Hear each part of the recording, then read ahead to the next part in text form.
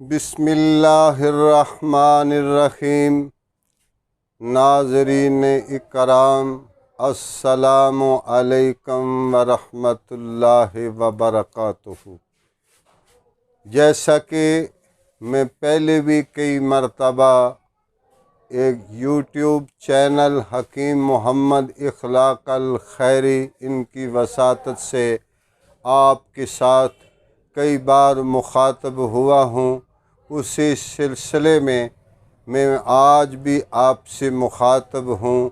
तो मैं आज आपको एक ऐसी मर्द के मुताल्लक़ अर्ज़ करांगा जिसका नुस्खा भी बताऊंगा, उसके इलामात, उस मर्द के असबाब भी बताऊंगा और ये भी बताऊंगा एहतियाती तदाबीर क्या करनी है और उसका परहेज़ क्या है, खाने में पीने में क्या परहेज़ है। तो आज मैं जिस मर्द के मुताल्लक़ अर्ज़ कर रहा हूँ वो ये है कि एक मशहूर मर्द आतशक है। आतश का माना आग होता है और ये आग की तरह जलन पैदा करती है। और जितने भी साबिक़ा उलमाए तिब गुज़रे हैं, बड़े बड़े साइंसदान गुज़रे हैं, उन्होंने इस मर्द के मुताल्लक़ लिखने में ये वाज़े किया है कि ये मर्द जो है ये अछूत का मर्द है। आतशक वाला मरीज़ जो है उसके बिस्तर पे लेटने से और उसके कपड़े इस्तेमाल करने से, उसके मकान में रहने से, उसके करीब बैठने से ये अछूत का मर्द लग जाता है। लेकिन एक ये भी है और ये सबब है मर्द का। आपको क्या मालूम है कि इस बंदे को आतशक का मर्ज है? ये तो बड़े बड़े मुआलिजीन जो हैं वो भी इसके मुताल्लक़ ये इतना जान नहीं सकते कि ये क्या है मर्द।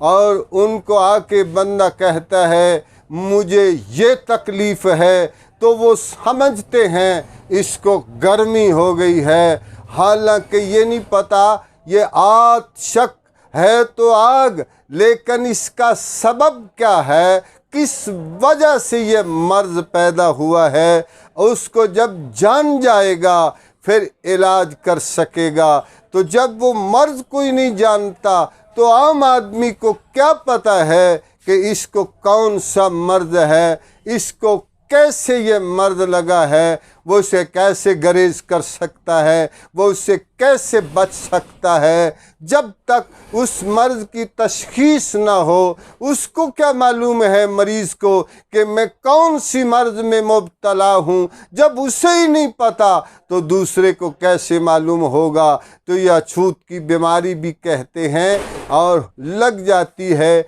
अछूत की बीमारी किसी के पास बैठने से, किसी के कपड़े पहनने से, किसी के बिस्तर इस्तेमाल करने से, उसके पास अपना खाने पीने वाले बर्तन इस्तेमाल करने से, और एक सबब तो ये है। और दूसरा सबब जो है वो ये है कि इंसान के अंदर अखलात सिलासा जो दौराने अपना खून के अंदर बराबर की होती हैं, तीनों अपना इखलात जब अपना अपना काम कर रही होती हैं तो फिर इंसान तंदुरुस्त होता है। जब इसके अंदर तगय्युर पैदा होता है और इसमें तब्दीली आती है, एक खिल्लत जो है वो ज़्यादा बनना शुरू कर देती है। मिसाल के तौर पर जैसा बलगम है, ये बलगम है जो ये दिमाग में एक वरम हो जाता है।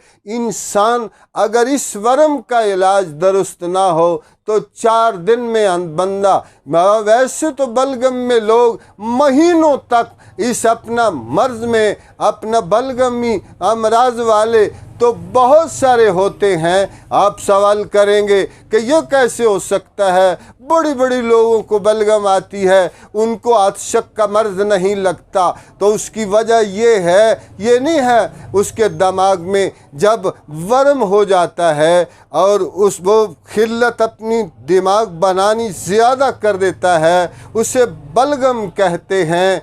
और इंग्लिश में इस मर्ज़ को सिफिलिस कहते हैं। और ये मर्ज़ आतशक का जो है, ये आतशकी मादा, इसी तरह जो मैं पे अपना जितने भी मैं अलग अलग मौजू पे बात करूँगा तो उनके मादे की वजाहत भी करूँगा, उसके अपना मर्ज़ की भी वजाहत कर रहा हूँ। दोस्तों, जैसे आतशकी मादा है, क्या खबर किसी को आतशकी मादा क्या होता है, ये कैसे बनता है। ये बलगम जब मुताफन हो जाती है, इसमें ताफन पैदा हो जाता है। पहले खमीर बनता है, फिर ताफन बनता है। जब वो इस ताफन की वजह से बहुज़्व ख़ास सबसे नाजुक जगह होती है, उसका पहला सिरा जो होता है उस पे काबला पैदा हो जाता है और उस आबले को आतशक कहते हैं। वो आतशक की मादे का सबब है और वो आतशक जो है वो क्या है, जलन है। इंसान को ऐसे लगती है जलन, इसे महसूस होती है जैसे उसके आग का अंगारा रख दिया जाता है। फिर ये कोनियाँ जो हैं या अपना कानों के पिछली साइड पे सुर्ख रंग के धब्बे अपना ज़ाहिर होना शुरू हो जाते हैं, गुलाबी रंग के। और इनको कहते हैं आम मिसाल में जैसे तांबा होता है, उसका आहिस्ता आहिस्ता पहले अपना वो उज़्व मखसूस पे इतनी जलनदार खारिश होती है, वो इस तरह रगड़ता है, लेकिन उसकी जान जाती है और फिर उससे हट के फिर वो जिस्म में शामिल होती है। तो ये कोनियों के पीछे और रानों के पिछली साइड पे और गुलाबी रंग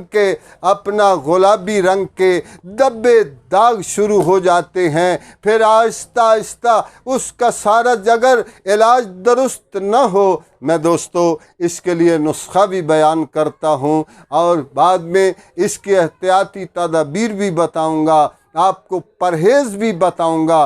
दोस्तों, जब ये सूरत हाल पैदा हो जाए तो लोग इसको मुख्तलिफ नाम देते हैं, तुम्हारा खून ख़राब हो गया है। हकीकत है उसमें बलगम का तहफ़न जहर बन गया है, उस जहर को आतशकी जहर कहते हैं। उस मादे को जो अपना ताफन की सूरत में जो अपना गैसेस अपना खून में शामिल हो जाती हैं, उसको आतशकी मादा कहते हैं। दोस्तों, वो जो आतशक का मर्ज है, इतना अपना इंसान के सारे जिस्म को अपनी लपेट में ले लेता है। अगर उसका दुरुस्त इलाज न किया जाए, सारा जिस्म तांबे की तरह हो जाता है, फिर ज़ख़म होने शुरू हो जाते हैं, उनके ऊपर से छिलका उतरना शुरू हो जाता है। और पहला जो आबला होता है उसके अंदर जब उसको दबाओगे तो दर्द नहीं होगा ये इसकी निशानी है कि दर्द नहीं होगा उस ज़ख़म में, उसको दबाने से भी नहीं होगा। ये है आतशक, जो जिसकी मैं अलामात, उसके असबाब और उसके पैदा होने की आखिरी बात अर्ज़ करूँ कि ये जब बलगम मुताफन होती है तो फिर भी ये बगाड़ पैदा करती है और इससे जो बगाड़ की सूरत ज़ाहिर होती है उसको आतशक कहते हैं। आइए मैं आपको इसका आसान सा नुस्खा बताता हूँ और ये यूट्यूब चैनल हकीम मोहम्मद इखलाक अल खैरी के लिए दुआ भी फरमाए और अल्लाह इनके जज्बे को मज़ीद बरकत अता फ़रमाए। दोस्तों, ये इनका काम मखलूक खुदा की खिदमत है। आओ मैं आपको आसान सा नुस्खा बताता हूँ, उसके बाद एहतियाती तदाबीर बताऊँगा।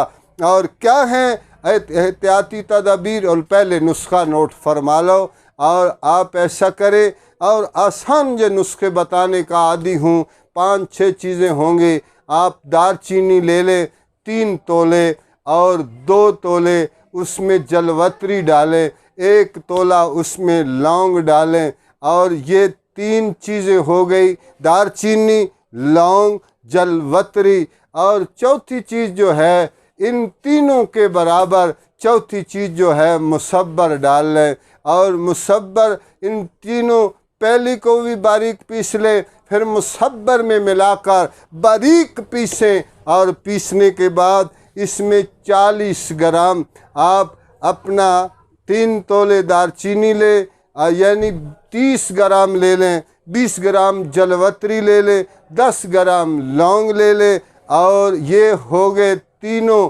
अपना 10, 20, 30, 60 ग्राम हो गए। आप 60 ग्राम इसमें मुसब्बर डालेंगे। और मुसब्बर भी 2-3 किस्मों का आता है। एक मुसब्बर आजकल लोगों की दुकानों पे पानी बना है, वो मुसब्बर नहीं है। इस मौसम में, सीज़न में, जो सैलाब का मौसम हो, उसमें भी वो खुश्क रहे तो वो असली मुसब्बर है। उसकी चमक हो, स्याह रंग ना हो, थोड़ा सा जर्दी माइल हो और आला किस्म का मुसब्बर हो, वो लेके उसमें मिला लें। उसमें फिर 40 ग्राम आम, एक अंदरैन तुम्मा कहते हैं जिसे, और कौड़ तुम्मा भी कहते हैं, उस तुम्मे को 40 ग्राम लेके उनमें पीस लें। और आजकल बाज़ार से खाली कैप्सूल मिलते हैं, आप उसको भर लें और 1 कैप्सूल सुबह, 1 शाम खाएं। और आइए, इसके बाद मैं आपको एहतियाती तदाबीर बताता हूँ। ऐसे मरीज़ से आप परहेज़ रखें, उसको अलग रखें और उसको साफ़ सुथरा रखें, हवादार कमरे में रखें। और उसे खाने पीने वाली चीज़ों में वो चीज़ें ना दें जिनसे बलगम बनती है। मसलन अमरूद है, केला है, इसबगोल का छिलका है, चावल है, चाय है और बोतल है। इस तरह की जितनी चीज़ें आम लोग भी जानते हैं इनसे बलगम बनती है, लेकिन मैंने आपको मखसूस चीज़ों के मुताल्लिक़ कह दिया। तो ये आपको परहेज़ है, ये इलामात है। और इलामात भी मैंने बता दी, मर्द के असबाब भी बता दिए, नुस्खा भी बता दिया। और मैंने एहतियाती तदाबीर के मुताल्लिक़ आपसे कह दिया कि आप चावल न खाएं और ठंडे मरतूब जगह पे ना रहें, थोड़ी जी ना गर्मी हो न सर्दी हो, ऐसे कमरे में रहें। और लोगों से मेल जोल कम कर दें जब तक आपका मर्ज़ ठीक नहीं होता। ना अपने घर वालों से मिलें।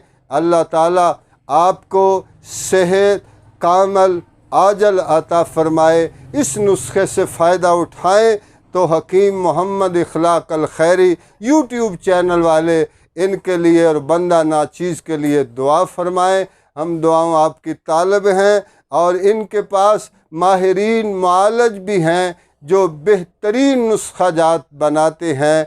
अगर ख़ुद नहीं बना सकते तो इनसे मंगवा के इस्तेमाल करें, इस्तिफ़ादा हासिल करें। अल्लाह मेरा और आपका हामी व नासर हो। वमा अलैना इल्लल बलागुल मुबीन।